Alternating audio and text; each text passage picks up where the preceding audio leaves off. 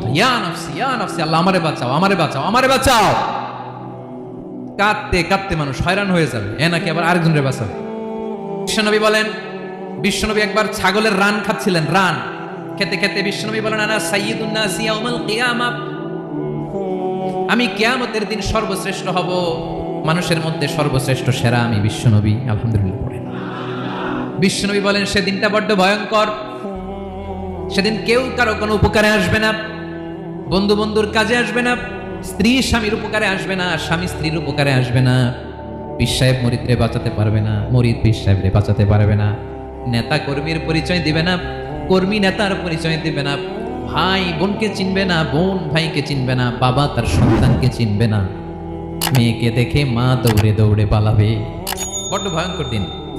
বিশ্বনবী বলবেন, জমিনটা এখনকার মতো থাকবে না, পুরো জমিনটা সমান হয়ে যাবে, ফ্ল্যাট। এখন তো